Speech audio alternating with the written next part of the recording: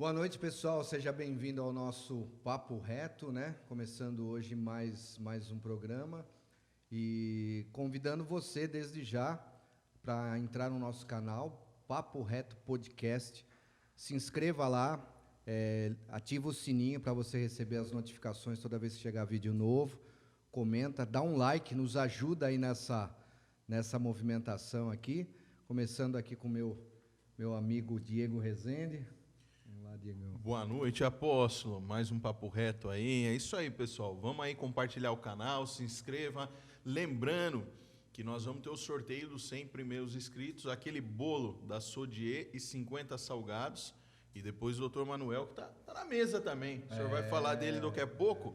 Nós vamos também sortear um rodízio de parmegiana no Caipirão. Aliás, eu fui convidado, queria agradecer o Gustavo do Caipirão. E tá maravilhoso. Vale a pena você que não foi ainda no Caipirão de Salto prestigiar. E hoje um convidado ilustre, hein, apóstolo? Verdade. Hoje é ilustre. Só celebridade. Só celebridade. O Papo Reto só traz celebridade. A rapaziada da técnica ali já falou, Diegão, tem que contratar segurança e começar a pôr na porta, porque é só celebridade. Nosso amigo Dr. Manuel Marques também está aqui com a gente, né? Fazendo parte desse Papo Reto aí. Tá integrante da mesa, né, Já tá integrando já é da casa. Já faz parte aqui da programação. Vamos lá. Faço parte e, se for preciso, defendo vocês. É isso. E hoje a gente está recebendo, com muita honra, o Thiago Isola. O Thiago é um amigo de longa data e ele tem um trabalho em pró à cidade de Salto, além de ser empresário de sucesso. O Thiago, apóstolo, Dr. Manuel, nós vamos poder explorar bastante ele hoje.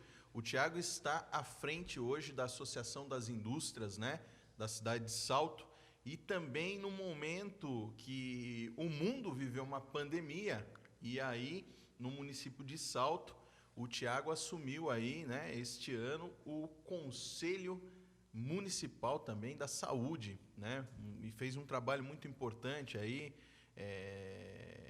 ajudando ali, né, o município no combate a essa pandemia. Acho que o Thiago nos ajudou até na questão dos protocolos de igreja, depois nós vamos falar disso, mas abrindo, recebendo aí com muita honra o Thiago Isola. Thiago, obrigado, viu? Eu que agradeço, Diego, apóstolo Júnior, muito obrigado. É uma honra estar aqui com vocês hoje. Diego, grande amigo, né?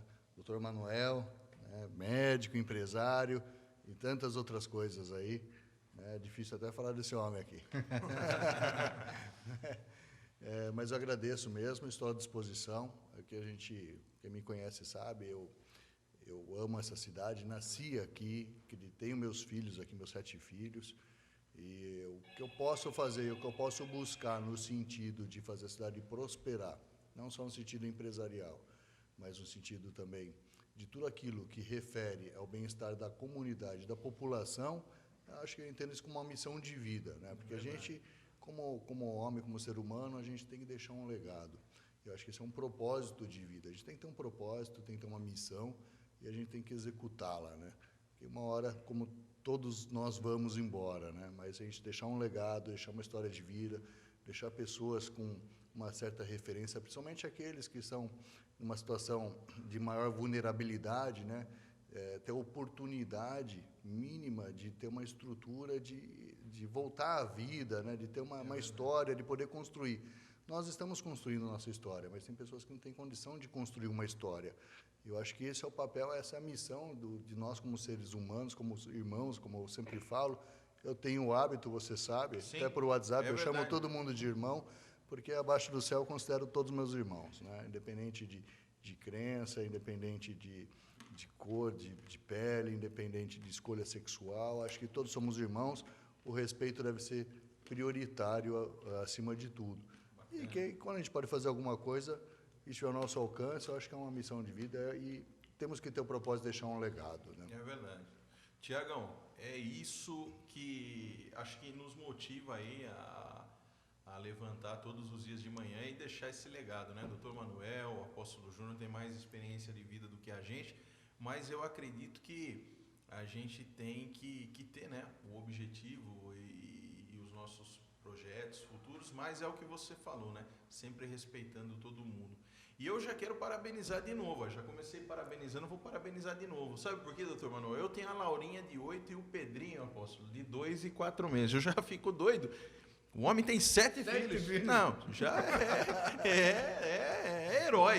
É herói, né? Olha, Caio, vai vendo. Você Vai tá vendo aí a começando rapaziada agora. aí que tá com casamento marcado. Tiago, 7 filhos. Que bacana. Eu tive a honra de conhecer ali. Aliás, se eu não me engano, na semana passada ou retrasada, foi o batizado do menorzinho, né? Do Isso, caçulinho. do Tiaguinho. Do Tiaguinho. Que bacana. Doutor, fique à vontade. Depois nós vamos entrar aí, né, apóstolo? Nessa questão, queria que o Tiago falasse um pouquinho pra gente do que ele está vendo aí na pandemia, se agora com a vacinação, o que ele está vendo em frente ao Conselho da Saúde. A gente viu que realmente a Secretaria parece que tomou norte aí, né, com o mutirão da vacinação, com alguns projetos que foram efetuados. Quero deixar um abraço aí para o Márcio Conrado, secretário da Saúde, e desejar para ele sucesso, porque nós precisamos nesse momento que tenha ênfase aí, né, Tiago? E também, doutor Manuel e apóstolo, como que fica a retomada? O que você vai ver aí da indústria, né? Como é que está a indústria nesse momento aí pós-pandemia? Então, Diego, primeiro falando sobre a pandemia, que é o primeiro tema que você abordou, a pandemia é algo extremamente complexo. Eu acho que nunca na humanidade, talvez já tenhamos vivenciado, não nós, né, mas outras gerações, pandemias semelhantes a essa. Só que hoje nós temos condições diferentes. Hoje nós temos as redes sociais, que podem ser um motivo positivo, mas também pode ter uma interferência negativa, né? A gente vai abordar um pouquinho mais sobre isso. Mas a pandemia, essa pandemia do Covid-19, do SARS-CoV, né, ela veio de uma forma diferente. Então, ano passado mesmo, nós tínhamos uma impressão sobre a forma com que esse vírus agia sobre o organismo humano, né? Então, os sintomas, se está tendo falta de ar, procure o médico, enquanto não tem falta de ar, não procure. Realmente, não que foram equivocadas essas informações, mas era o que tinha para o momento, era uma coisa inédita. A ciência não tem culpa disso, né, porque os cientistas, a comunidade científica em geral, estava preocupada em identificar a origem do vírus, identificar formatos de prevenção, né, sejam através dos equipamentos de proteção, álcool em gel que a gente tem hoje, ou seja através de achar algum medicamento ou uma vacina, que é o que temos hoje de fato. O que eu vejo é o seguinte: o que aconteceu de muito errado e ao longo de todo esse tempo, e eu não falo só da pandemia, mas a pandemia é um agravante nisso, são os fake news, né? Os fake news é uma condição de que a pessoa que utiliza a rede social ou os meios de transmissão através da internet para veicular informações fraudulentas, mentirosas, e principalmente sobre isso.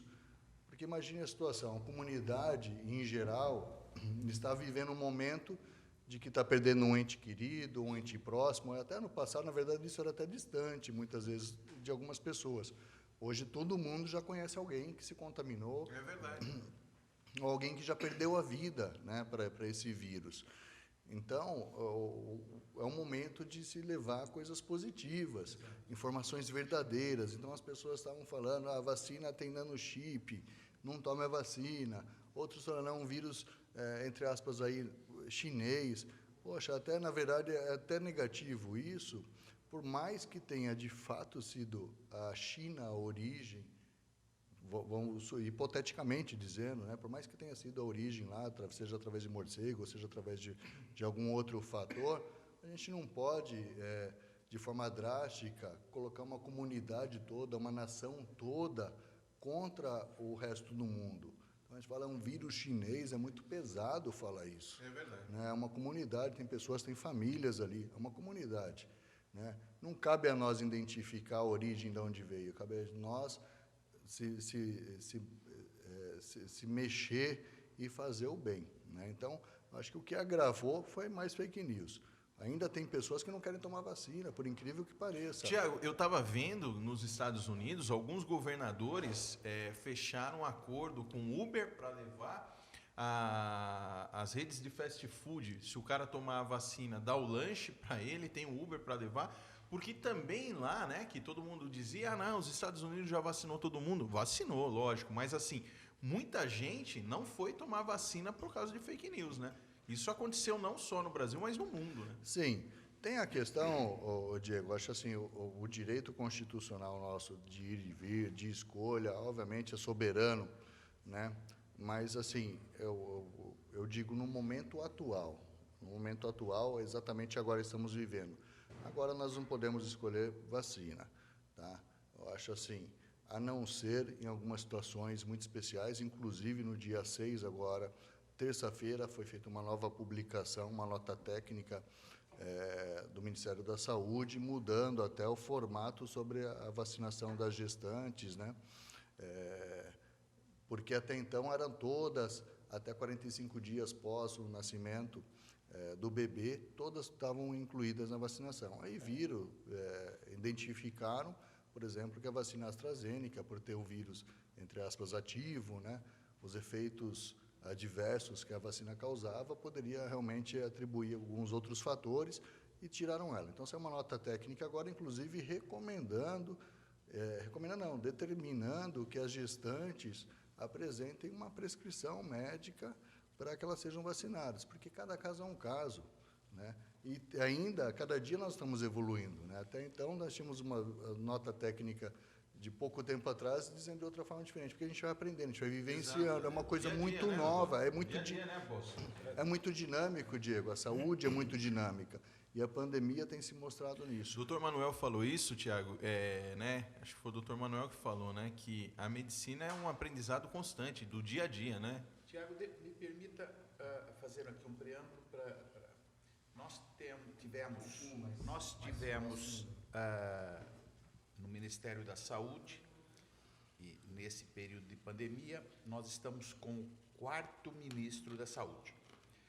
Aqui em Salto, nós estamos com o 3º secretário... Segundo.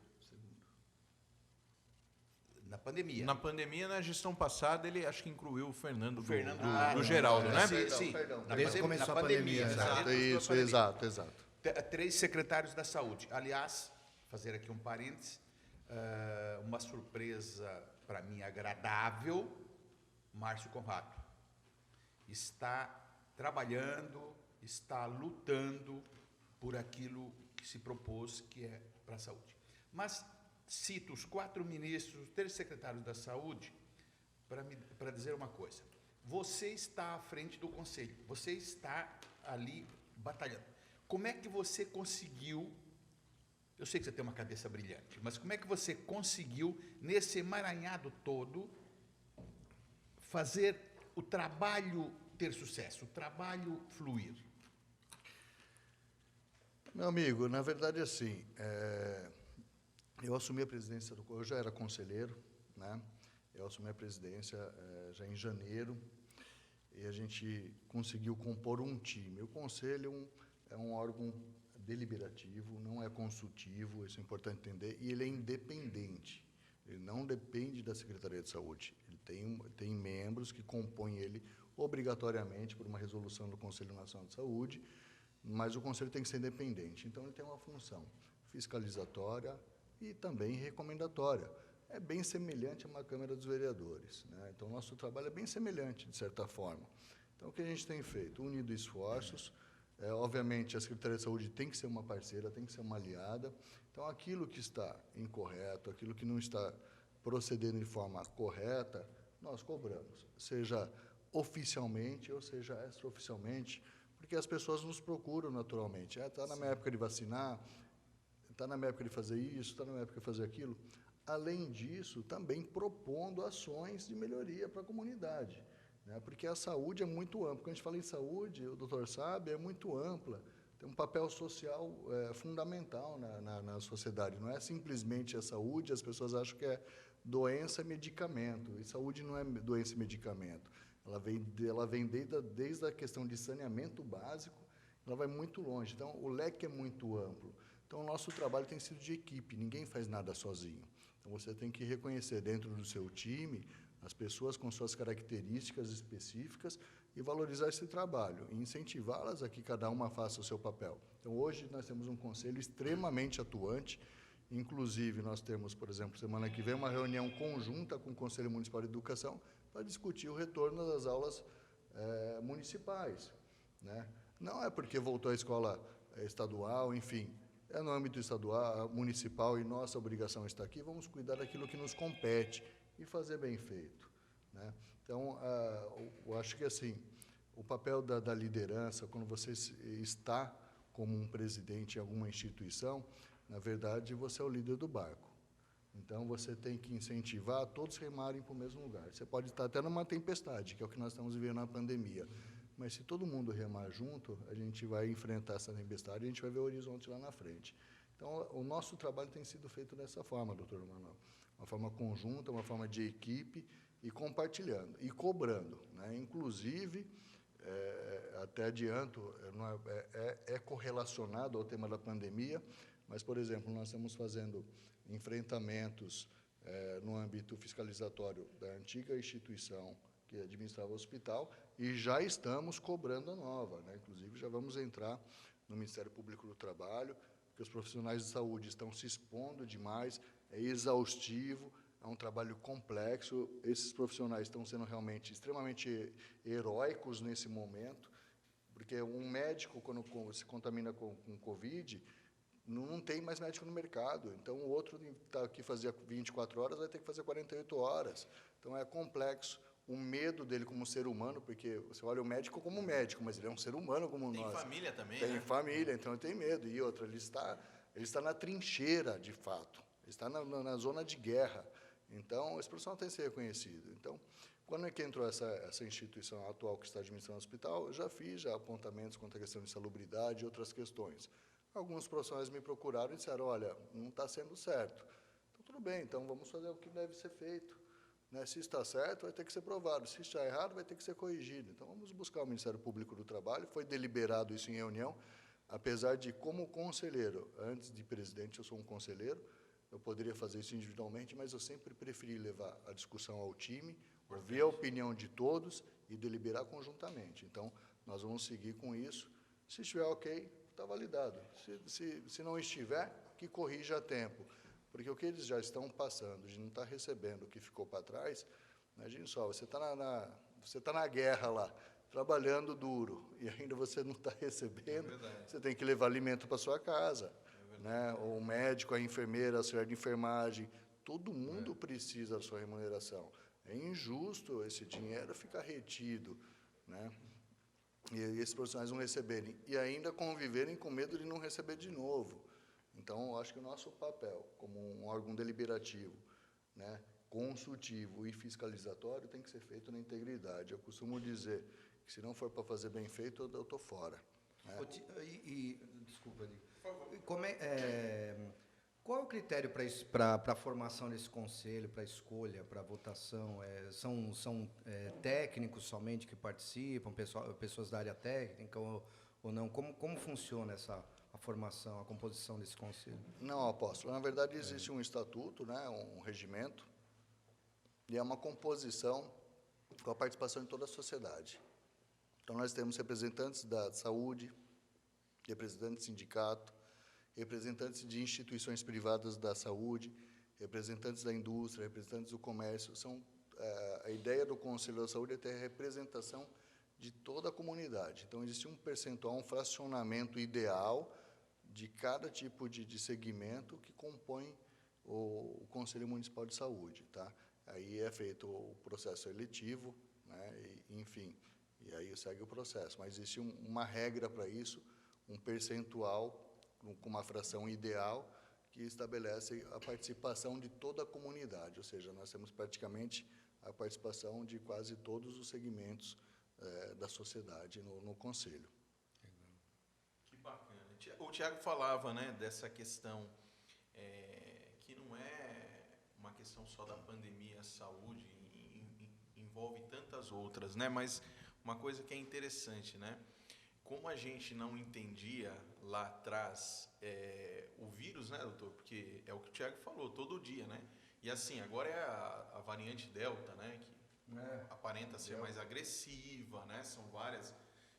Cada dia é um Kinder Ovo, né? Cada dia é uma surpresa diferente. E aí, a gente não pode esquecer que quantas pessoas já aguardavam uma série de exames, uma série de cirurgias, e o Tiago vem e fala, né? Os profissionais estão exaustos. Aí, apóstolo, a gente sabe que no SUS a gente tinha um exemplo, não falo a nível de salto, e não tenho base, eu estou dando exemplos, né? Não tenho base aqui. Mas que a gente tivesse 50 pessoas dependendo de uma cirurgia de hérnia, aquele profissional, de repente, foi tirado dali, colocado na ala Covid para não deixar pessoas morrer, segurou essa hérnia que já fazia 2 anos que estava na fila, já entrou mais 50. Então, o final disso também, né, Tiago, a gente tem uma série de fatores, de cirurgias, de exames, que vão acumulando mais do que sempre já acumulou, né? Sim. Vou aproveitar, já que o tema é o papo reto, eu gostaria de fazer um apontamento muito importante dentro de todo esse compêndio de discussão que nós estamos aqui elencando hoje, nessa noite. Mas eu estava conversando com o apóstolo Júnior, e assim, Diego, eu entendo que a igreja, eu estava até discutindo com ele, a igreja, a religiosidade em geral, ela tem hoje um papel muito mais amplo do que ela tinha, né? Seja pela diversidade da rede social, que hoje se mostrou tanto quanto monstruosa, tanto quanto benéfica. Se a qualidade da informação chega de forma adequada, é muito benéfico. Se ela chega de forma inadequada, é extremamente maléfica. Então, as igrejas, né, e o apóstolo Júnior, eu até quero que ele comente um pouquinho sobre isso, eu acho que é muito oportuno a gente levar isso para a comunidade, o papel fundamental hoje que as instituições religiosas têm, no sentido de não só, obviamente, dada a devida importância, a relevância do livro sagrado, da pregação em si, da palavra sagrada, mas também do papel social que a religião tem hoje sobre as pessoas, no combate aos fake news, na instrução dessa questão, seja da vacinação. Tem pessoas que ainda acreditam que o vírus, igual eu falei anteriormente, é chinês. Então, com o combate ao preconceito, né, à união, né, tanto que até nós discutindo, numa reunião que nós tivemos até no gabinete do prefeito, nós estávamos até debatendo um pouco sobre os meios de prevenção e outra série de fatores, e se confundia muitas coisas. Por exemplo, chegava num determinado estabelecimento, a família, ela vem, o pai, o filho e a esposa, né, e separava todo mundo, então, falta de informação. Então, o compêndio disso é universal. Mas a importância, eu só fiz um parênteses, até peço fugir um pouco do assunto, mas a importância que tem hoje a comunidade evangélica, a comunidade religiosa na vida das pessoas é fundamental. Isso afastou. Hoje nós temos o que chama-se de síndrome da gaiola, né? E se tornou realmente uma questão, inclusive médica, que está sendo estudada.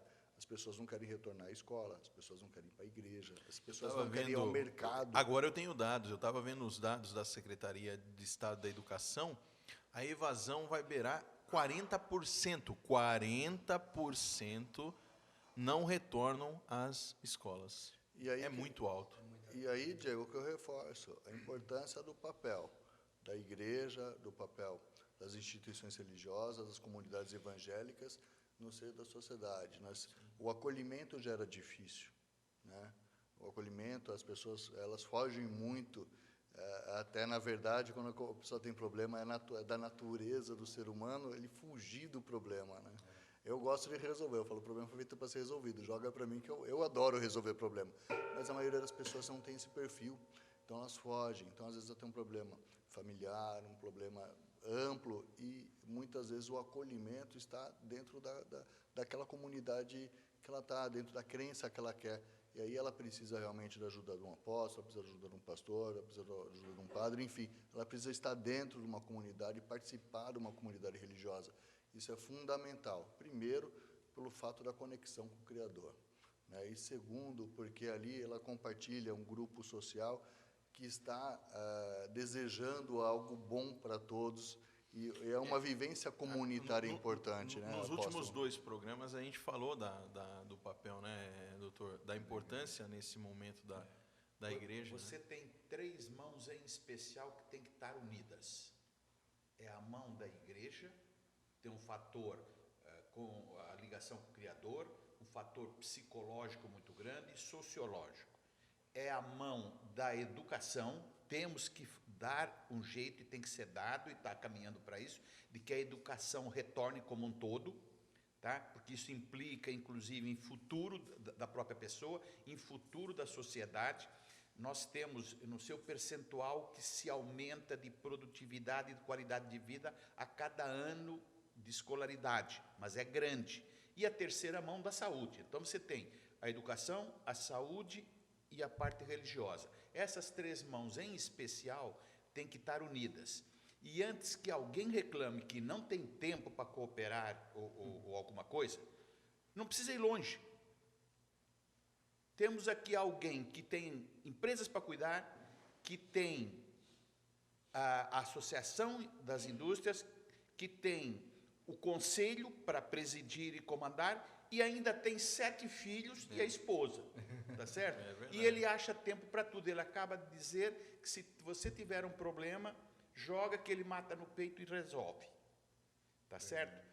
Então, todos podem cooperar, todos podem ajudar, um numa ponta, outro na outra. Na área da saúde, voltando um pouquinho, o médico, como acabou de dizer, o médico também é um ser humano, o médico também tem esposa, o médico também tem filhos, o médico também precisa se alimentar.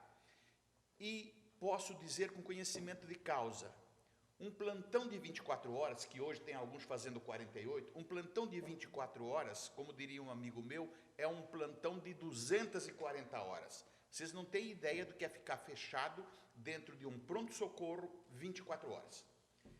É coisa para maluco, tá? E ainda com essa pressão toda. Eu sei que quem está lá fora quer saber notícias, aliás, deixa eu fazer aqui um parênteses. Posso ter levado azar. Ontem tentei, somando o tempo, talvez umas 2 horas, falar no hospital Montserrat, que tem feito um bom trabalho, está fazendo um bom trabalho, ninguém pode discutir isso, e o tal do telefone não atende, está ocupado o tempo todo. Aí você tenta ir pela rede, procurar a Secretaria da Saúde. Já começa com a Secretaria da Saúde, e lá aparece na Pio 12 ainda, acho que ela já mudou há algum tempo, né?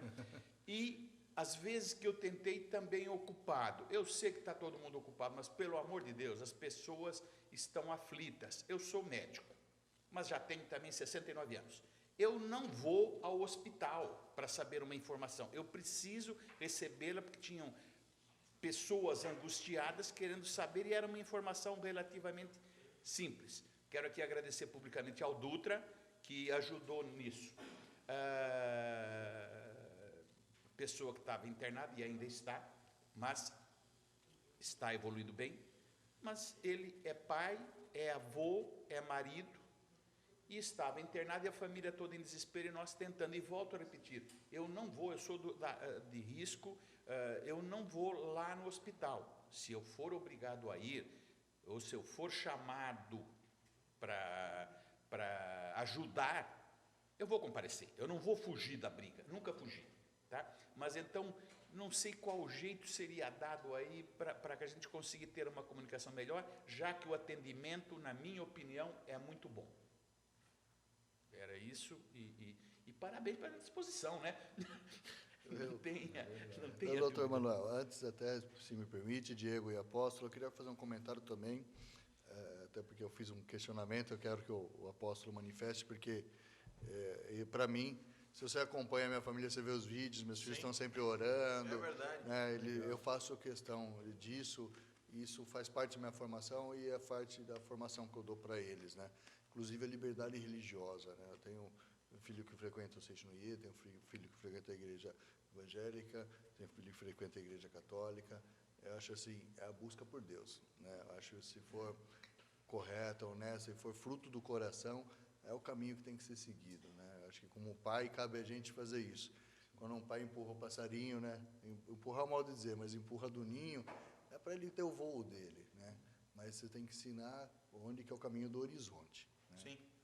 Mas só retomando o assunto, uma pauta que é muito importante, até antes a gente falar um pouco de empregabilidade, que é um assunto interessante. Sim. Eu tenho boas notícias sobre o retorno às aulas, que o doutor Manuel falou. É muito importante, Diego. O retorno às aulas é fundamental. Obviamente, com todos os protocolos, porque as crianças, é diferente de nós, adultos, né?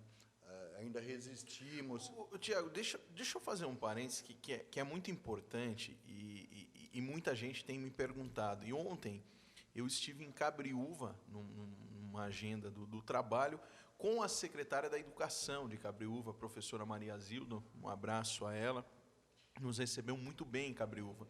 Há uma dúvida pessoal minha e de algumas pessoas que questionaram, apóstolo, Dr. Manuel e Tiago. Quando nós demos o início à vacinação, nós começamos, então, escalonada por idades. Hoje é comprovado, temos estatísticas, se eu falar errado aqui, vocês me corrijam, que vocês dois aí têm mais experiência do que eu nesse momento, o apóstolo também me corrija. Então, começamos, eu não sei, com 80, depois viemos abaixando. Foi regressivo. Foi regressivo. E foi provado que, conforme eu ia vacinando, 80, 60, 70, eu ia infectando mais os jovens. Nós vamos vacinar até os 18 anos. Tem algum dado de outros países? Eu estou por fora, porque foi me questionado isso. Com o retorno das aulas, nós estamos vacinados até escalonado a 18 anos. Há um risco dessa contaminação vir nos adolescentes, crianças, por não estarem vacinados? Então, Diego, existe, na verdade, sim, o que existe, como eu falei no início. A pandemia, o vírus do Covid ainda é misterioso e se mostrou em diversos formatos e sofreu evoluções e mutações que é natural de qualquer virologia e de qualquer cenário pandêmico. É natural, o vírus ele vai se adaptando como qualquer outro ser da natureza, né? Mas a evolução do vírus é muito rápida. Mas, assim, o que se mostrou realmente e o que eu acho que se utiliza como ferramenta de análise sempre são dados estatísticos, né? E, de fato, está matando em todas as idades, sim, mas as crianças, elas têm realmente sofrido um impacto menor. E existem dois formatos de interpretação aí. Qual que é o risco da aplicação, ainda que não temos testes comprovadamente efetivos sobre essa faixa etária, né, dos 18 aos 0 anos, né? Então, como não temos esse dado científico, então se procura ter um pouco mais de cautela nisso. E, de fato, os números estatísticos mostram que ocorreram, de fato, realmente óbitos nessas faixas etárias, mas com uma proporção devida muito inferior às demais faixas etárias. Então, se toma um pouco mais de cautela para fazer isso. Igual com as gestantes. Até então, a vacina todo mundo, qualquer vacina. Aí voltaram para trás e falaram, opa, não é bem assim. É importante, tanto que essa nota técnica que saiu no dia 6, agora de julho, já disse, não, olha, é importante vacinar sim, a AstraZeneca está fora, mas as demais pode utilizar, mas tem que ter prescrição agora do médico que acompanha, do ginecologista ou do obstetra que acompanha. Então, é um cenário ainda não é 100%. Porque fica, né, apóstolo? Você vacina e daí volta à escola, aquela aglomerado de criança, adolescente, né? Então mas eu acho que é um segundo passo, Diego. É um segundo passo. Eu acho que é um segundo também, né? Porque, acho tudo que é bem, o até 18 anos para cima, mas e aí?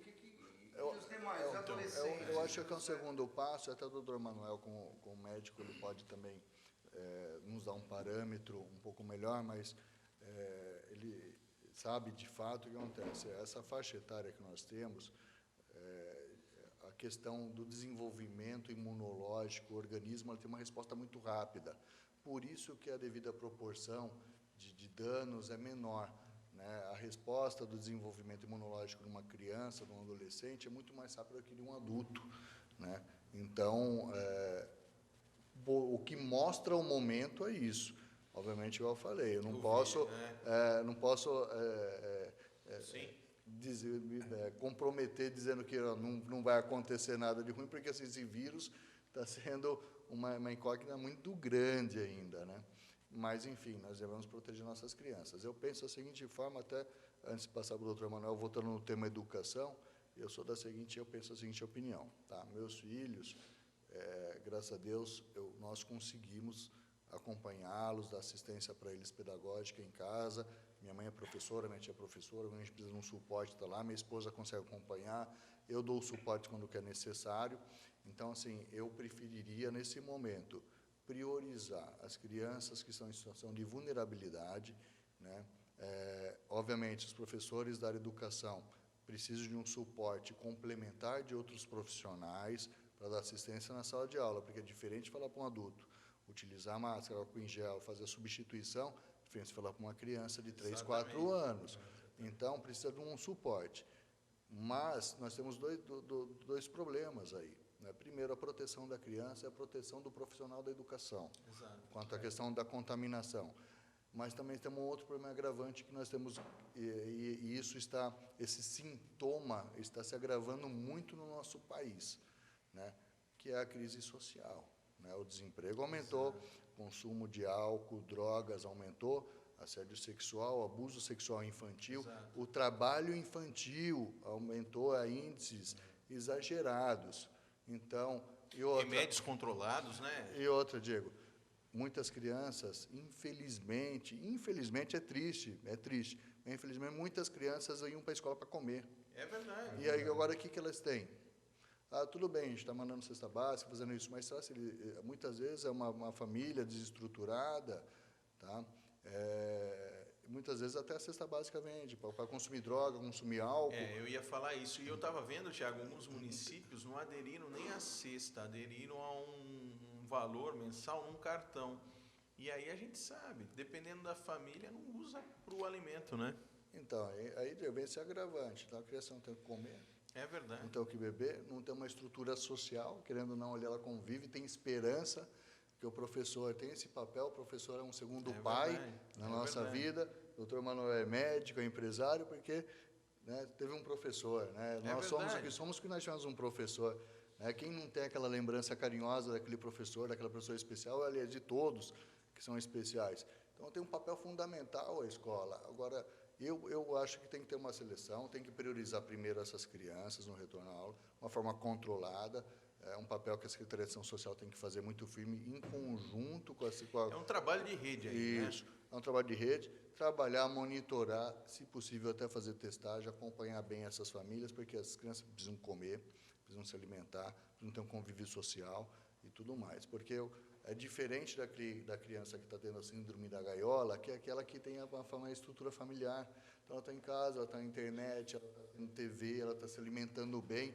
A criança em condição de vulnerabilidade, ela está na rua, ela está sujeita a abuso sexual, ela está sujeita a não ter uma alimentação adequada, ela está sujeita a um trabalho infantil, ela está sujeita a tantas coisas, e aí nós causamos uma toxicidade social gigantesca, que talvez seja irreversível. Então, é importante voltar às aulas, sim, obviamente, com todos os protocolos de segurança e saúde. Né? Tem que ter a coerência, mas, assim, e cabe também aos pais que têm a oportunidade de segurar mais um pouquinho nas pontas, porque o seu filho está comendo, seu filho está tendo o teu apoio pedagógico, por mais que muitas vezes não é igual na escola, e nunca vai ser, de fato, mas dá prioridade para essas crianças que elas precisam mais agora. Né? Com o tempo, nós ainda vamos ter que tratar a síndrome da gaiola, ou seja, nós temos que pegar essas crianças e ir voltando aos poucos, e volta para casa, e volta aos poucos, porque se você trancou uma criança que não entende o que é a pandemia é um monstro, a criança, olha, é um bicho, ela parece uma mamona, né? O que mostra na TV é um ícone de uma mamona assassina, de verdade, de fato, né? E aí a criança, ela entende que é um monstro o vírus do Covid, né? Isso que nossos filhos, é isso que eles falam para nós. Ele ficou 2 anos trancado, fungindo de um monstro dentro de casa. É verdade. Então, ele se adapta a uma outra realidade, e o desenvolvimento intelectual neurológico de uma criança é diferente do nosso. Então, a interpretação que ela tem sobre o momento é diferente. Então, nós vamos ter que tratar isso também. Então, há uma missão que nós vamos ter da retomada, seja da saúde, seja da retomada pedagógica educacional, ou seja, da retomada econômica, é uma nova vivência, uma nova experiência inédita e nunca vivenciada. Então, cabe a nós nos reinventar e, principalmente, é o que eu sempre falo e falo todo fim de semana na rádio, Diego. Se a pandemia nos ensinou, se ela trouxe uma coisa de bom, foi que a gente tem que aprender que temos que ser seres humanos melhores. E, acima de tudo, entender que abaixo do céu todo mundo aqui é irmão. Porque rico morre de Covid, pobre morre de Covid, adulto morre, criança morre. Então, eu acho que ela trouxe essa grande lição. E se a gente quer retomar a nossa vida, a gente tem que fazer e entender um pouquinho de cada papel e nos colocar no nosso lugar como irmãos. Se temos que dar uma oportunidade para uma criança, está lá e a gente pode cuidar nosso filho em casa, vamos segurar um pouquinho, até que eles sejam vacinados. Um dia vai voltar a vida ao normal. É um novo normal, que vai ser diferente. Essa vacina agora que a Anvisa liberou, que vai ser 100% Butantan, né? Que vai fazer. A Butanvac, né? A Butanvac, né? 100% brasileira, né? Ela, na realidade, vem com tecnologia americana, né? Mas vai ser 100% produzida no Brasil. O Instituto Butantan. Quando você fala, voltando aqui às crianças, antigamente, 60 anos atrás, 70 anos atrás, nós tínhamos o caipira. Quando você falava, aquele cara é caipira, era o caipira do mato. Depois nós começamos a ter o caipira também da cidade. É o caipira do mato e o caipira da cidade. E nós agora temos um terceiro caipira, que é o caipira da casa. As crianças com 2 anos, 2 anos e meio, nunca viram a rua. É verdade. Eles não viram a rua. O Pedro foi ao shopping, o Pedro está com 2 aninhos, e o Pedro vai fazer 3 anos agora, em fevereiro, ele faz 3 anos. E o senhor falou uma coisa que é interessantíssima, o Pedro, ele não... A Laurinha, a gente já ia para shopping, já ia para lá, para cá, o Pedro é caseiro, né? Sim, ele não quer sair. O mundo dele é dentro de casa. O mundo dele é o pai e a mãe, ou a avó e tudo. Algumas pessoas que querem falar demais, é fácil falar quando você financeiramente está bem, quando você tem uma bela de uma casa, você tem empregados, está bem. Antes de criticar aquele indivíduo, olha primeiro, toma cuidado. Aquele indivíduo, você tem hoje as crianças, elas, na realidade, uma das preocupações da volta é que elas, contaminadas, não têm sintomas. Muitas, um percentual alto, não tem sintoma. E aí contaminam os adultos e tudo. Daí a preocupação, vai para a escolinha, vão se abraçar todos e depois volta para casa e vai contaminar o pai e a mãe, né? Dentro das faixas que começamos a ter mais contaminadas aí, 20, 30, 40 anos de idade, um dos fatores é se sentir super-homem. Então, eles vão para festas, isso aí, comigo... É falta a sensação de segurança. De segurança, tá? É a falsa sensação de segurança, perfeito. E isso, então, temos que tomar cuidado? Temos. Essas crianças, elas têm que ser educadas, elas têm que ser alimentadas, porque sem alimento, não é que não desenvolve o corpo, não desenvolve também a mente. E ter-se muito, mas muito, na mente, que quando se fala em saúde, você fala em saúde física, esquece da saúde mental. Essa é a mais grave. Hoje temos muitos adultos em depressão. Eles têm que ser socorridos. Tá? Essas crianças, a parte de alimentação e tudo... O que o Tiago falou, doutor, ele está coberto de razão. A escola não pode, e o Tiago, em frente aí ao Conselho Municipal da Educação, foi feliz na fala dele. De saúde, foi feliz, porque a educação, ela não pode voltar sozinha. Ela vai ter que ter estrutura da saúde com o psicólogo dentro da escola, ela vai ter que ter ajuda da social dentro da escola, ela vai... Para retomar as aulas, eu entendo que vai ter que ter a nutrição, nós vamos ter que entender qual é o alimento que nós vamos... É complexo mesmo, não é simplesmente abrir a escola e jogar lá. Mexeu com todo mundo, né? Na verdade, a pandemia foi um divisor de águas, né? É isso que eu ia falar. E a gente meu aqui, apóstolo, viu, Tiago? Eu ia falar assim, hoje que a pessoa que mais fala, que faz a pregação, é o que menos está falando. O apóstolo... Ele pegou você e o... Não, mas a gente... Não, três tagarelas, né? Aí tomamos uma vez do apóstolo. O homem tem um programa de rádio, rapaz. A gente está aprendendo aqui. Apóstolo, eu estou me Estamos dando sentindo desconto, aqui, viu, Diego? o Caio colocou hoje, nossa, parabenizar aí os meninos, mas eles colocaram a gente hoje aqui, eu estou me sentindo aqui em Campos do Jordão, rapaz. Eu tô me sentindo aqui nos Alpes Suíços. Os caras colocaram no estúdio aqui, doutor, um ar-condicionado, eu tô me sentindo aqui, porque nós estamos ao vivo aqui na Suíça, para você que nos acompanha aqui da Suíça. Minha água congelou aqui. Meu Deus do céu. Eu vou pedir um uísque, porque a água já congelou. Tá frio a coisa. Aí, Aí Eu não posso comer isso, meu apóstolo. Melhor não. né, voltando ao tema, é assustador. Não é simplesmente, doutor Manuel, as aulas vão retomar. Meu Deus, é tanta coisa para a gente, é o que o Tiago falou, né? Eu não sei qual é o normal, que é, mas... Agora, uma coisa, a gente aqui, Tiago, né? Quando o apóstolo teve a ideia do papo reto, ele falou, Diego, o papo é reto mesmo, vai vir gente aqui de todas as crenças, todas, né? Enfim, todas as esferas políticas, né? A gente não quer saber se o camarada é de centro, esquerda, direita, enfim. E a gente não, né? Mas eu procuro não falar muito, tocar no tema, mas não tem como, né? A gente está numa democracia, mas eu acho que faltou um pouquinho na pandemia. É uma democracia não democrática. Não democrática. Faltou, Tiago, exemplos de cima, né? Você pega um presidente que a gente não entende também, né? Usa máscara, não usa máscara. Lá no fundo, isso atrapalhou vocês, atrapalhou o pessoal da saúde, né? Porque, queira ou não queira, é uma referência, né? E aí o camarada não usa máscara, faz um motocaço e concentra. Então, assim, acabou o vírus? Não acabou o vírus? Então, isso também eu entendo que atrapalhou um pouco, viu, doutor? Sem questão partidária, sem querer falar nada. Eu só estou dizendo que são referências, né? O Tiago está hoje à frente do Conselho da Saúde. Daqui a pouquinho nós vamos falar um pouco das indústrias. É uma referência. Se ele for pego depois do horário do Plano São Paulo, está perdido. Vai sair na imprensa, vai sair em todo lugar. O presidente do Conselho. Então, assim, você tem que dar, né, apóstolo? Exemplo. Inclusive, a gente estava conversando aqui nos bastidores e ainda não chegou a faixa etária dele de vacinação, né? E mesmo sendo ligado a essa área diretamente, ele não tomou a vacina. Então, ele está esperando o momento. E eu sei que ele vai em todo lugar, ajuda todo mundo, porque nós, quando precisamos dele, ele foi muito pronto, né? Mas, Diego, na verdade, eu até expliquei para o apóstolo essa questão da vacina, de eu não ter tomado.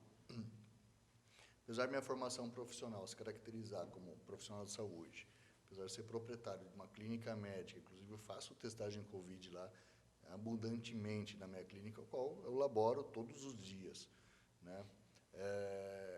Graças a Deus, o meu nível, por ser também da área de segurança, de saúde do trabalho, então eu procuro os meios necessários, o álcool em gel com frequência, troco máscara, eu ando no porta-luva com saco de máscara, eu vou trocando com frequência, eu tenho todos os cuidados, eu não me contaminei até hoje, né?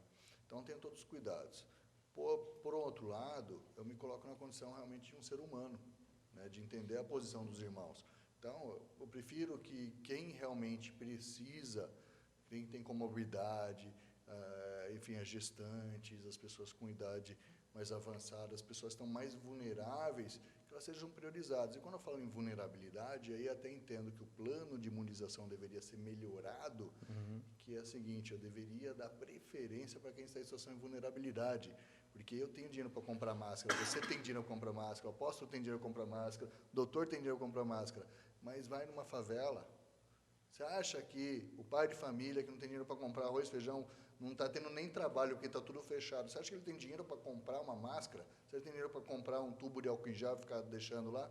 As crianças estão na rua, estão brincando, estão tendo uma vida como se fosse normal, né? Então, essas famílias vão ser priorizadas, né? Eu estou numa situação de risco? Sim, mas eu vou esperar minha faixa etária. Entendeu? Então, Porque, mas assim, aí que vai a questão da consciência, né? Da gente entender, da gente... Eu tenho faltado muito nesse tempo, isso. Eu posso, perdão até interromper, mas tem gente que usou, às vezes, de um conselho de classe, um cara que nem está atuando, a pessoa nem está atuando profissionalmente, usou do conselho de classe para tomar vacina. É verdade. Poxa, tem pessoa carente está precisando, tem pessoa com doença grave está precisando. Então, assim, eu acho que é uma questão de consciência, né? Eu prefiro ter a minha tranquila, igual falamos bem no início. É a questão de deixar um legado. O e-mail chegou, eu tomo terça-feira. O doutor Manuel prometeu que vai levar eu lá para eu não desmanhar e vai segurar na minha mão. Para não ter perigo de fugir, né, doutor Manuel? Que bonitinho, vai pegar a mão dele. Pois é, o grandão aí, mesmo com medo, vai vacinar. Tá? Não tem... Mas você, como é grande, Você é mais estável, entendeu? Para cair demora muito. Então, Mas se cai, o estrago é grande. Viu, deixa eu fazer uma pergunta para vocês. Essa questão da vacina, eu acho que é inevitável isso. Todo ano a gente vai acabar repetindo uma dose, né? Como foi a questão da gripe, né? E até hoje, né? Mas essa questão da aceitação, né? Principalmente fora do Brasil, né? Que a gente viu a questão da Coronavac, que não tem sido bem aceita, né? Fora do Brasil. Eu acredito particularmente que eles vão vincular nessas questões de você viajar, ou quando abrir as fronteiras fora do país, a você estar vacinado, né? Como é que a gente vai lidar com isso? Daí, aí que fica essa guerra também psicológica, né? O Coronavac ninguém aceita lá fora. Então, o pessoal fica meio que fugindo disso, que eu acho que não deveria fugir, né? A gente tem que tomar aquilo que vier. A gente já falou sobre isso aqui, mas como é que, de fato, como é que vai se resolver isso? Eu vou dar minha opinião técnica, depois o doutor dá a opinião médica. Olha, apóstolo, eu acho assim, todas as vacinas são bem-vindas. Nós estamos num momento muito difícil. Tá? Então, assim, toda vacina ela tem uma característica exatamente de estimular seu sistema imunológico a criar uma cadeia de proteção, entre aspas, definitiva ou provisória, por isso que existe o programa anual de vacinação. Umas vacinas são constantes e outras são menos constantes e outras são definitivas. Depende da resposta imunológica para cada tipo de questão. Eu acredito que a questão do Covid vai entrar no calendário anual de vacinação, como o H1N1 entrou e sofreu diversas alterações das vacinas. Nós estamos aí, passou mais 10, 20 alterações a vacina, porque o vírus vai sofrendo mutações. A Coronavac ela não pode ser desprezada. É incorreto a gente pensar dessa forma. Na pior das hipóteses, há um complemento dela, porque, na verdade, você está recebendo uma carga, né? Enfim, seja o vírus inócuo, ou seja o RNA mensageiro, ou seja o vírus de outra forma, mas cada vacina tem uma característica específica. Por mais que, hipoteticamente eu estou dizendo ainda, porque é muito cedo para a gente falar isso, por mais que, por exemplo, alguma vacina nos proponha uma resposta imunológica inferior àquela desejada, você faz a complementação dela, né, com o tempo, porque ano que vem você vai tomar ela de novo, né? Então, existem elementos para você corrigir essas questões. A medicina e a ciência proporciona isso. Que não pode a gente ter preconceito e falar, não toma essa, não toma aquela, uma melhor que a outra. Claro que vai acontecer isso. Os fabricantes, eles têm tecnologia. É uma guerra também deles, né? Natural. Como o Tiago falou, eu entendo, né? E também não vou aqui fazer, né? Comprou, mas o próprio fabricante da A pode criar um fake news da B que cria da C para dizer que não é, para ter mercado, né? E aí é um problema, porque assim, existe correção. O problema é se não existe. Mas estatisticamente todas estão dando certo, né? Sim, sim. Todas. Tem que vacinar. Na verdade, assim, o que vai acontecer agora? Após todo o cenário de imunização, vamos supor hipoteticamente que nós atingimos todas as faixas etárias, concluímos o processo de vacinação. Já existem testes para avaliar a capacidade imunológica que foi desenvolvida no seu organismo quanto àquilo. Então, vai ter como a gente mensurar e medir isso com o tempo.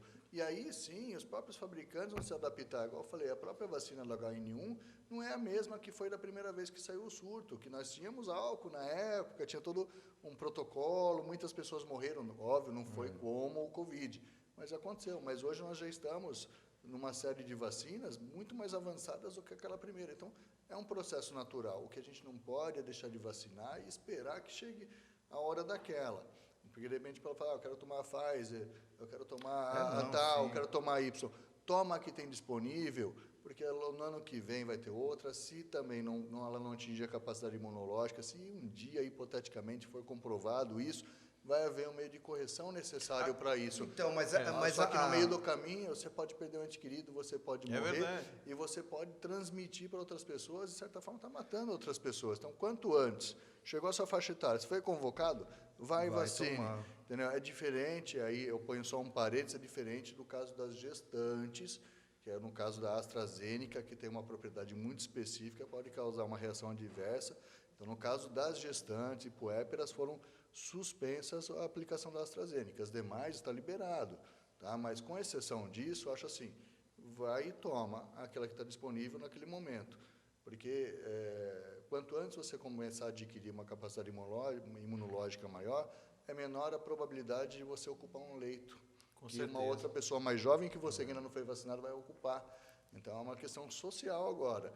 Ano que vem é outra história. Vamos esperar o tempo passar, né? Mas eu acho assim, o papel social, o papel de responsabilidade com os irmãos. Uma dica, Tiago, ano que vem, o doutor Manuel, por que Zé Gotinha, se é uma agulha desse tamanho, não é gotinha que vem na boca da gente, Escuta, é uma a agulha não é desse tamanho, A agulha não é desse para tamanho. dar medo na gente? Agulha Trouxeram não- o Zé Gotinha, mas não é o Zé Gotinha, não é gota, é agulha. A agulha não é tão grande. E outra coisa, muitos medicamentos a gente pede para que aplique com agulha longa, porque ao penetrar no músculo, se está mais profundo, tem mais espaço para diluir o líquido. A Tá? absorção é maior. Falando da Coronavac, falando agora numa brincadeira, a Coronavac você só precisaria levá-la para a Argentina, porque o argentino, tudo dele é melhor. A Coronavac sofreu um problema sério que chama-se bolsonarite. O presidente da República, não tendo talvez noção exata do que ele tem de poder e do que ele tem de influência, começou a falar bobagem da vacina chinesa. A Coronavac, ela é tão boa como qualquer outra. Se você falar, mas a outra protege 90, ela só protege 70. 70 é infinitamente maior do que zero. Com Tá? certeza. Mesmo porque zero pode multiplicar por qualquer número que continua zero. Hoje, o Bolsonaro está ajudando muito. Sabe como? Ficando calado. Eu parabenizo hoje o secretário da Saúde, não porque ele tenha mais capacidade ou mais capacidade técnica, conhecimento ou poder de gestão. É que ele, parabenizo porque ele, mesmo tendo muita coisa contra, em especial por parte do governo, ele permaneceu e permanece. É aquela coisa, você pode ter que dar os anéis, mas fica com os dedos. Ele vem batalhando, ele vem quietinho lá, ele vem comendo pelas beiradas, tem conseguido as vacinas, tem conseguido... Ele já foi atacado de tudo quanto é jeito. E ele está lá. Porque uma das coisas importantes, por isso eu lhe perguntei aquela hora sobre como é que com a mudança tal, uma das coisas importantes é ser o mesmo indivíduo, é dando... Olha, o horizonte é para lá. Tá? Isso é fundamental. Então, a Coronavac, hoje ela já é reconhecida pela Organização Mundial da Saúde. Sim, sim. Tá? Quer dizer, eu tomei Coronavac. E tomei feliz. E muito mais feliz quando tomei a segunda dose. Tá? Aquilo que você falou da área da saúde, eu, além da área da saúde, eu fui vacinado porque era área da saúde com mais de 60 anos. Tá? Então, eu fui vacinado. Duplo direito. Já faz tempo. Aliás, disse-o bem, direito. Alguns falam que é privilégio. Não é privilégio, é direito. É o direito adquirido, tal, Sim. tudo bem. Enfim, mas essa parte da Coronavac é tão boa quanto a AstraZeneca, é tão boa. Uma que tem uma vantagem, a Janssen, porque é dose única, é isso. E para quem não sabe, a Coronavac que é produzida aqui no Butantan, onde é produzida a vacina contra H1N1?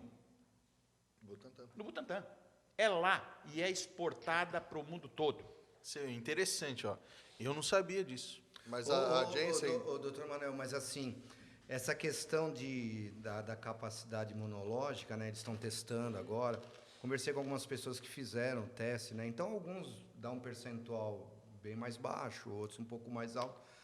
Mas aí eu estava ouvindo uma pessoa falar essa semana, né, dessa área clínica, dessa área médica, e dizer que o corpo ele cria como se fosse uma falsa memória. Então, isso não quer dizer exatamente, porque o teu teste de capacidade imunológica deu 26%, que é só aquilo lá.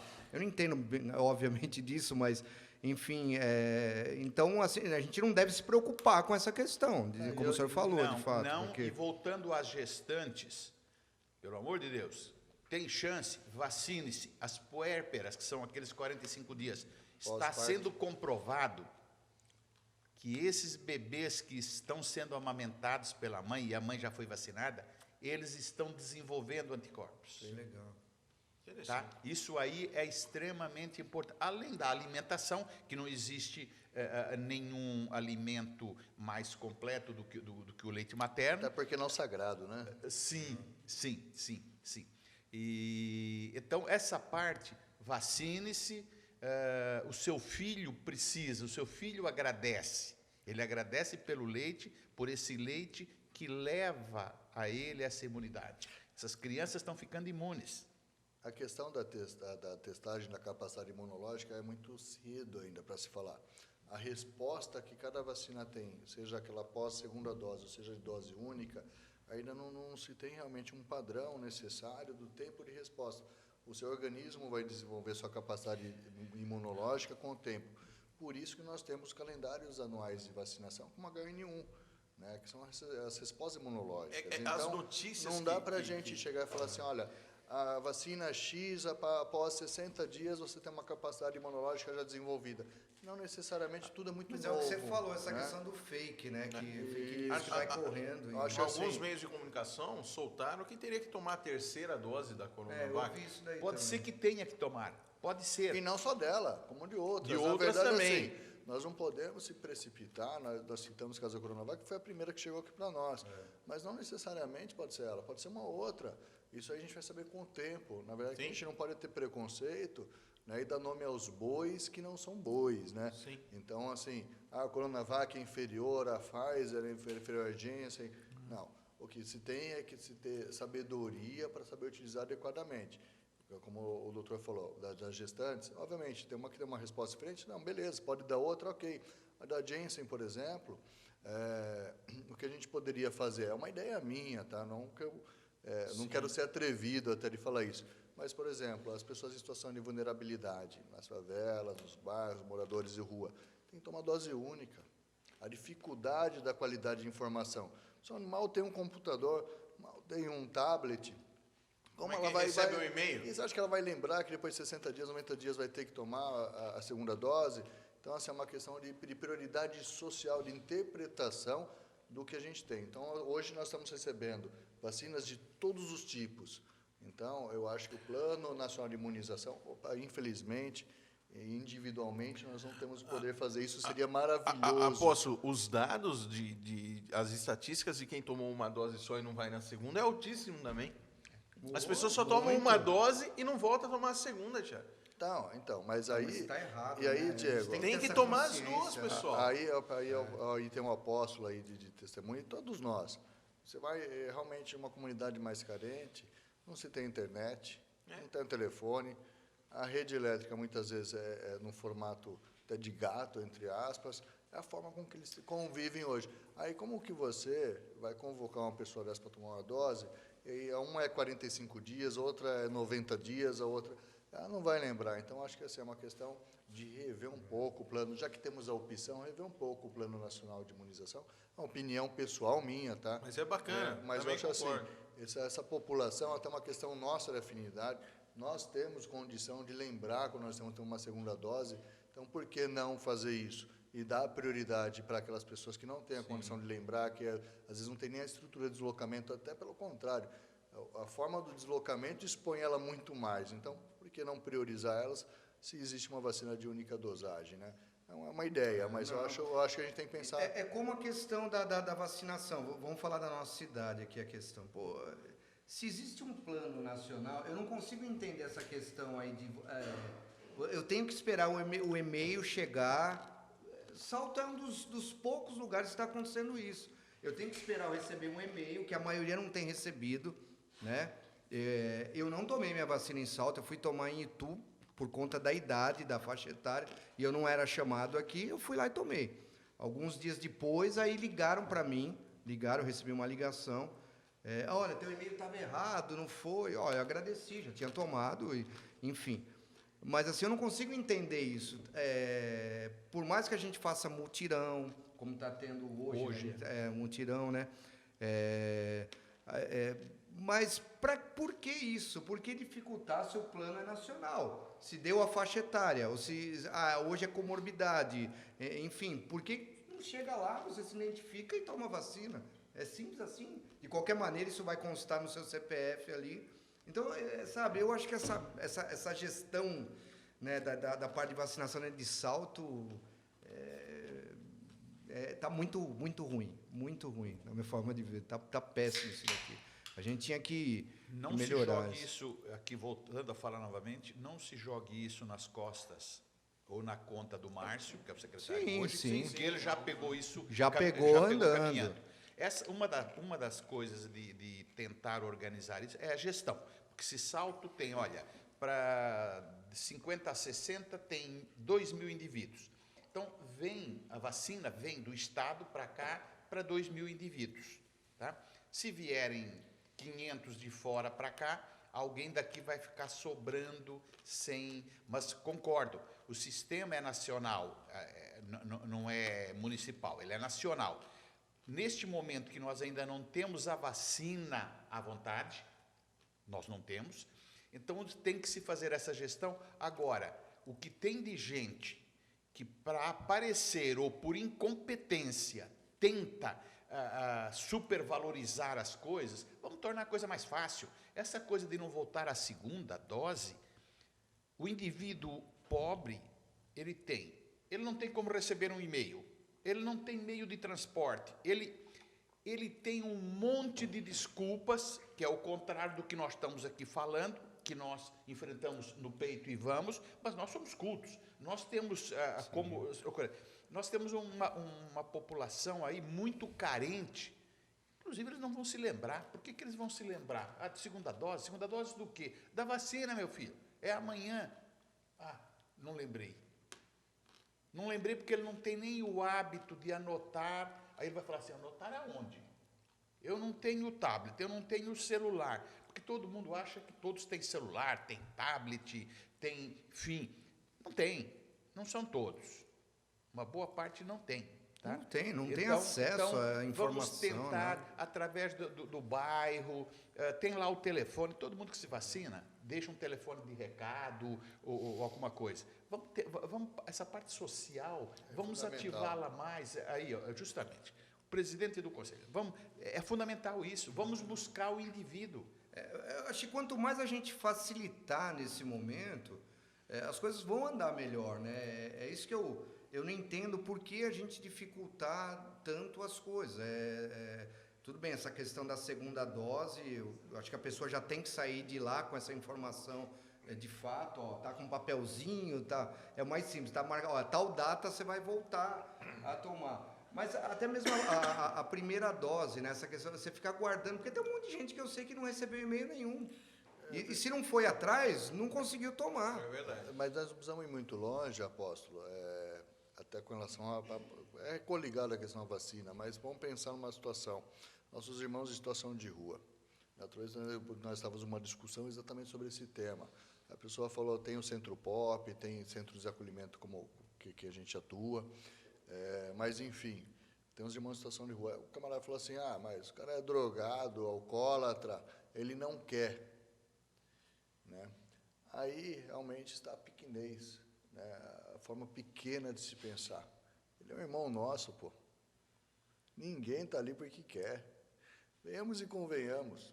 Quem que gosta de morar na rua? Me diga. Pelo amor de Deus, eu quero entender. Quem que gosta de morar na rua?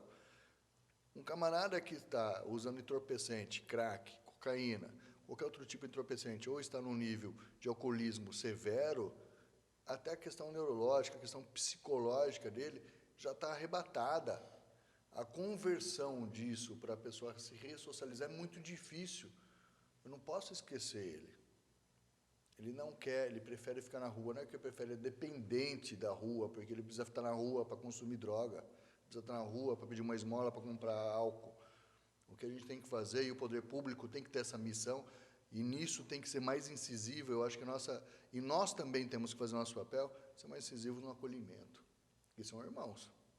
Acima de tudo, são irmãos. Não pode ser desprezado. Como nós temos direito, eles também têm os direitos deles. Obviamente, pode acontecer que um outro a gente não salve, mas é o que eu falo, se de 100 a gente resgatar um, missão cumprida. Se resgatamos um, resgatamos 2, resgatamos 10.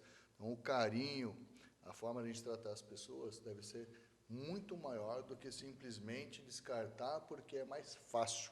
É mais fácil a gente... A gente está indo... É mais fácil a gente olhar, porque assim, Diego, perdão até interromper, É isso. mas é um hábito até nosso, né? É o mendigo, é o ligeira, é isso que se fala popularmente. Então, o que acontece? As pessoas olham com pavor, com ardor, né? Com afastamento, e é seu irmão, E o é poder meu irmão. público não pode vir com essa conversa, ele não quer, né? A gente tem que fazer com que vá até ele. Conduzir. E é um trabalho de formiga. Exato. Mas se resgata. Lá no Lar Teresa, quantas pessoas você sabe que voltaram ao mercado de trabalho? Pessoas que certeza. nem sabiam o próprio nome. É. Então, assim, tem meios de fazer isso. Mas aí é um trabalho de eficiência do poder público, a comunidade e principalmente de conscientização. Das pessoas têm que ter consciência que são irmãos. Tá? Se pode ofertar uma sopa, um caldo quente, alguma coisa, fala assim, mas o cara está usando droga, tudo, mas ele come, ele precisa se alimentar. Às vezes um ato de carinho faz muita diferença na vida das pessoas. Um livro que você dá para uma criança carente, de historinha, às vezes você está formando uma grande escritora, às vezes naquela historinha ela ganhou a vida dela, a esperança dela, e amanhã vai ser uma professora. Ela vai educar, ela vai doar e vai ajudar. A gente, na verdade, igual eu falei um pouco atrás, a pandemia nos ensinou muitas coisas, mas nós precisamos realmente, de fato aprender. Né? De fato aprender. A volta tem que ser o contrário agora.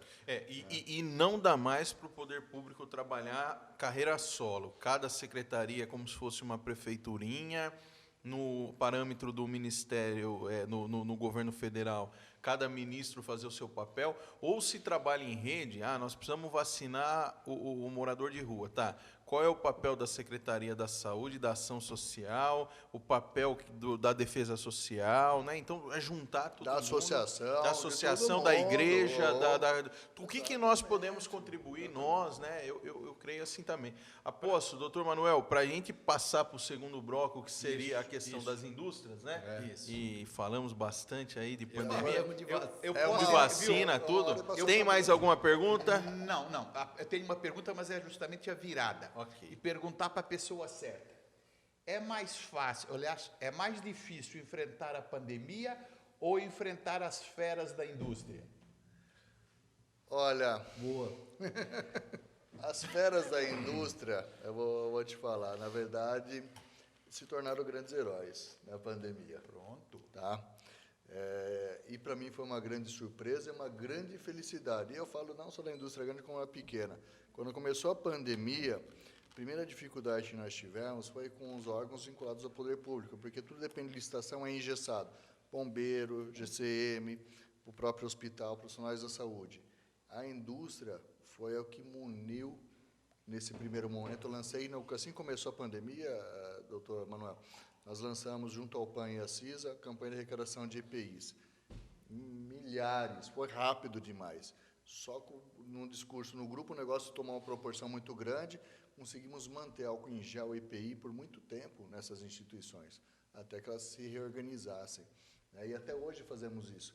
Outra coisa que aconteceu também que foi legal, uma brincadeira, as crianças em situação de vulnerabilidade conseguem acompanhar a escola. Lançamos também junto à indústria isso. Doações de computadores, tablets, notebooks, centenas de crianças atendidas. Né? Então, acho assim, a pandemia é uma guerra, tá? A gente ainda está na trincheira lutando, né? Mas a gente tem que ir até o fim. Né? Eu acho assim, a gente tem que ir até o fim, tem que ser até o último soldado, nós temos que estar lá. Desistir nunca. Como meu pai dizia, para trás nem para pegar impulso, sempre para frente, vamos trabalhar, vamos fazer a coisa acontecer, bate no peito, faz acontecer, entende. E uma coisa que se fala muito hoje, mas que eu aprendi lá atrás com meu pai. Meu pai faleceu com 33 anos de acidente. Uma coisa que eu aprendi. Hoje se fala muito nisso. Quando você vê um negócio legal no Facebook, o que você faz? Compartilha. Compartilhar conhecimento, compartilhar amor, compartilhar compaixão. É isso que falta hoje, né? E a gente aprendeu isso. As empresas e os empresários se reinventaram. E o mais bonito de tudo, Diego, é que eu vi muita empresa que estava lascada, tá? Essa palavra até correta de se dizer. A hora que a gente falava, o amigo falava assim, Tiago, eu não tenho muito porque eu estou fechado, mas eu posso te dar R$50, você compra umas máscaras lá para ajudar? Bacana. Olha só, entendeu? Isso que é essa a lição. Essa é a lição. Eu vi o trabalho do Tiago nessa interlocução, posso dizer assim, ajudando ali o Corpo de Bombeiro, a Defesa Civil, a Prefeitura, e muita gente doando, muita gente, né, através, lógico, da Associação das Indústrias aí, mas foi fundamental o teu papel. Eu lembro que no começo da pandemia, não tinha no mercado, doutor Manuel, para comprar máscara, álcool em gel, né? E você pega hoje, né, Tiago, tem mais acessibilidade. Hoje você vai no mercado, as prateleiras estão cheias. Mas no começo você tinha que se virar nos 30 para conseguir munir uma guarda para ela ir para a rua, munir uma defesa. Então o seu trabalho foi fundamental. O dinheirinho que muitos pequenos empresários me deram para comprar, aí não tinha álcool em gel. Aí nós caçamos, aí ficamos sabendo que ia chegar num lugar. Por acaso, o dono daquela empresa era amigo meu e cliente meu. Aí eu fiquei sabendo que ia chegar lá. Daí eu liguei para ele e falei assim, olha, eu vou ficar na fila, porque como todo mundo deve ficar. Ele falou, não, eu te entrego depois. Eu falei, não, eu vou ficar na fila como todo mundo deve ficar, mas eu preciso de várias caixas que não é para mim, é para o bombeiro, é para o pessoal da linha de frente que está precisando. Ele falou, não, o que você comprar eu te dou em dobro. Né? Aí, enfim, fiquei 12 horas na fila. Né? Fiquei. Mas, assim, naquele momento foi de grande valia. Que bacana. Porque não é um sacrifício. É um sacrifício você ficar? Não é.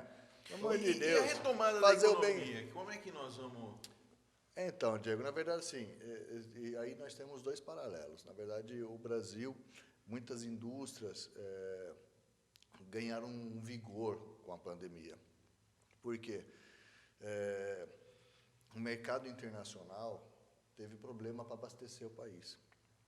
E muitas empresas brasileiras e donos brasileiros começaram a entender o valor que tem e a importância que se tem de consumir o produto do brasileiro. Né? A gente ganhou um pouco com patriotismo no setor industrial. Isso, de fato, eu sinto e eu conheço e converso. Você sabe, além da associação, eu tenho uma empresa, eu tenho mais de 3.000 empresas. Então, hoje, existe uma alegria para algumas empresas que estavam perdendo com o mercado internacional por competitividade, porque aqui nós somos um país que tem, não é nenhuma carga tributária, é um elefante tributário nas costas. Então, a dificuldade, não que ele não queira fornecer, é que não tem capacidade, não consegue chegar no preço. Mesmo um cara importando tudo, a mercadoria chega aqui pela metade do preço. Então, ganhou um pouco, muitos mercados se desenvolveram, outros tiveram problemas graves. Tá? Tivemos problemas graves. O que eu percebi que foi uma grande falha aí do governo federal, né, e eu critiquei muito isso, que se liberou auxílio da folha de pagamento, de financiamento da folha de pagamento, se liberou auxílio do Pronamp, mas aí o pequeno empresário, o comerciante, não tinha acesso a isso. Por quê? O cara não podia ter certidão negativa, né, não poderia ter uma série de elementos que o banco não liberava para ele. Mesmo o banco operando com risco quase zero. Não chegou em quem devia chegar. Porque o cara que tem reserva, tem aplicação, né, ele não precisava daquele dinheiro. E aí existe um outro problema mais grave, que aí é a sacanagem. Teve muitas pessoas que pegaram desse recurso porque a taxa de juros é tão baixa que usou isso para fazer mais dinheiro, né? E deixou o outro lá. E, na verdade, essa foi a grande falha. Faltou um pouco mais de critério, no meu entendimento, faltou um pouco mais de critério. Porque, assim, se você pega um comerciante, vamos pensar hipoteticamente, um comerciante que tem 3 funcionários, mas ele tem seu comércio estabelecido há mais de 10 anos na cidade. Aí, a crise econômica não é de hoje. A pandemia simplesmente abriu mais o buraco, abriu mais a fossa. Então, o empresário sofrendo mais. É quase se você pegar e fazer um levantamento na cidade, no comércio, quantos empresários não têm uma dívida com tributo, não tem um tributo atrasado, não tem um reparcelamento, não tem um refis? A maioria. Então, eu não posso negar crédito a esse camarada. Ele não vai usar esse dinheiro para trocar de carro. Ele não vai usar esse dinheiro para ir para a praia, como alguns fizeram. Ele vai usar esse dinheiro para manter seus funcionários. Porque, para muitos, os funcionários fazem parte da família dele. E eu vi muito amigo e muito empresário sofrer e chorar igual criança porque teve que mandar o funcionário embora para ainda, com um pouquinho de dinheiro que ele tinha, garantir os direitos trabalhistas para aquela pessoa ter uma condição de ficar um tempo em pé. Então, acho que falhou um pouco nisso. Né? Por um outro lado, outros setores se desenvolveram. No setor industrial, o Brasil está bem. Não posso dizer que está mal, seria hipócrita dizer, na verdade está bem, está se desenvolvendo bem. Em Salto, muitas empresas se desenvolveram e cresceram. Né? Algumas sofreram mais, de fato. Isso é natural, porque principalmente Tiago, quando houve fechamento de estão montadora. falando, doutor Apóstolo, que é muito promissor o mercado aí, que volta a todo vapor, né? É isso que você está sentindo? Sim. Hoje mesmo, Diego, eu estive de manhã na empresa de um amigo meu, ele está em Salto já há alguns anos, ele é um grande amigo pessoal, e ele estava quase indo para Indaiatuba, por uma questão de custo de locação, né? E aí eu fiquei brigando com ele, falei, não, você não vai sair de Salto de jeito nenhum. Sabe como que eu sou? Falei, não, nós vamos no Senai, vamos arrumar curso, vamos fazer o que for preciso, ele vai ficar. No final das contas, vai ampliar, vai praticamente dobrar o quadro de funcionários dele. Importante. Né? Enfim, tem uma novidade aí que eu vou adiantar para vocês, é uma empresa que vai ser referência internacional, uma das poucas no mundo, que vai se instalar em Salto. O proprietário chegou dos Estados Unidos essa semana, eu estive com ele, com o sócio dele, já conseguiram a liberação de toda a documentação, vai ser uma empresa, vai contratar bastante gente, uma faixa salarial extremamente alta, para aproximadamente R$5.000 por empregado de salário. Né? A gente está ajudando até para compor, junto ao Senai, a formação de mão de obra para atender essa empresa. Está vindo coisas boas por aí, né? Mas a gente precisa fazer o acolhimento. Inclusive, só para vocês entenderem um pouco, você sabe que esse trabalho eu já tenho feito, o que falta é a gente conhecer melhor o que temos e valorizar o que temos, né? É o famoso bairrismo, que com o advento da internet, do Google principalmente, né, como ferramenta de procura e de busca, e é natural que a gente utilize isso, e aliás, virou uma rotina. Então, os compradores das empresas, vai lá e procura, preciso usinar uma peça, o dono fala, viu, preciso usinar essa peça, ele vai, usinagem de alumínio. Quem paga mais está lá no ranking, né? Então, ele vai selecionar e vai falar, quero cotação. Ele não vê se é da cidade. Então, nós temos que reconquistar, né, esse sentimento de que vamos procurar o que tem aqui. Então, agora, já é um trabalho que eu venho fazendo, agora eu vou fortalecer, a gente vai oficializar isso, a gente vai criar um catálogo da cidade, né, detalhado. A usinagem é de alumínio, a usinagem de cobre, a usinagem de inox, ferramentaria, serviços, porque essa própria empresa que está ampliando, por exemplo, e essa empresa que vai se instalar na cidade, o dono já falou, olha, Tiago, eu preciso de alguém que faça a parte, a laser e dobra e tal. Eu falei, tem uma empresa que está ampliando aqui que vai precisar. Já se conectaram, já vão se tornar amigos e um fornecedor do outro, dentro da cidade. Atualmente, ele consome esse serviço em Campinas. Aconteceu um tempo no passado, que eu costumo citar, na época que teve a greve dos caminhoneiros. Eu tenho uma empresa que é de um amigo meu, que é cliente, e ele não ia receber uma carga, só que ele trabalha para a indústria automobilística. E quem trabalha para a indústria automobilística sabe, as multas por um atraso contratual são altíssimas. Né? E ele comentou, poxa, Tiago, eu precisava de um serviço assim, assado, mas o meu pessoal de São Bernardo não vai conseguir entregar, não tem como chegar em Salto isso, só que se eu não entregar, eu estou ferrado. Né? Aí eu perguntei o que era, eu falei assim, viu, deixa eu falar uma coisa para vocês, você não vai acreditar, não sei se vai servir, mas tem um cara que o barracão dele faz fundo, está no mesmo distrito, o barracão dele faz fundo para o teu, e ele tem uma máquina de primeiro mundo que faz exatamente o que você precisa. Né? Aí eu fui lá, fomos a pé, eu liguei para o rapaz e falei, vamos a pé. Se tornaram amigos, são fornecedores no outro, resolveu o problema dele. Então, a gente precisa se conhecer melhor, entender melhor o que nós temos aqui. Nós temos coisas, Apóstolo, Diego e doutor, fantásticas na cidade. Tem coisas de primeiro mundo aqui, coisas que você não acredita, coisas únicas, inclusive, no mundo. Temos a Toyobo, que é um exemplo, por exemplo, que está desenvolvendo um produto para combater o carrapato estrela. Né? Então, nós temos coisas Tiago, fantásticas. Valorizar, acolher. Eu queria fazer aqui um desafio para você, se o doutor Manuel ou o Apóstolo Eu gosto de desafio. Que nós fizéssemos um bate-papo, daqui uns 30 dias, você escolhesse um empresário que gera emprego em Salto, para vir bater um papo com a gente, falar de mercado, falar da empresa, da história, por que está em Salto, porque nós estamos conversando aqui já faz 2 horas. 2 horas. O Caio não vai nem conseguir aí mandar tudo para o ar, nós vamos ter que mandar em 2 programas aí. Mas foi muito produtivo, foi muito bacana tê-lo aqui. Eu peço desculpas, eu extrapolei. Não, mas é que estava tão gostoso, tão interessante, e foi muito bacana aí o bate-papo. Eu acho que é legal do Papo Reto é isso, né? A gente trazer informações, boas notícias, como você acabou de trazer agora, bacana, né? Que é o que a gente está precisando, né? Tornar a vida mais fácil, mais leve, né? Se todo mundo cooperar um pouquinho, a vida vai ficar menos pesada do que ela está, né? E eu acho que é isso que é legal, né? Então a gente quer agradecer aqui, o Tiago, a tua presença. Manuel, teu finalizações, palavras finais. Só para finalizar, meu filho me disse há pouco tempo que eu fiz tudo tão direito na vida, que eu, inteligente, ele mente inclusive, e só não soube me aposentar. E eu falei, saber eu sei como me aposentar, é que eu não desejo me aposentar. Eu tenho mais para contribuir com a sociedade. Então, quem tem, fala, mas dinheiro, eu não preciso. Tá tudo bem. O meu arroz e feijão, ali a saladinha, tá tudo bem. Você tem que, se você tem capacidade, ou se você pode se manter ativo e gerar empregos, o emprego, o indivíduo que não tem o emprego, que não consegue ter o sustento da família, como é que você quer que ele sorria? É verdade.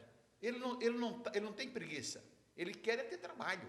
É o melhor benefício social. Claro, então essa parte, quem pode contribuir com o município, contribua. Quem pode continuar na ativa, gerando empregos, isso é fundamental. Desculpe, não estou entendendo. Você aí, ó, que nos acompanha no canal. A Alexa entrou no Papo Reto e disse que não estava entendendo o que o Dr. Manuel estava falando. Vai ter que falar de novo. Pessoal, a gente quer de novo pedir para você que está aí curtir, compartilhar.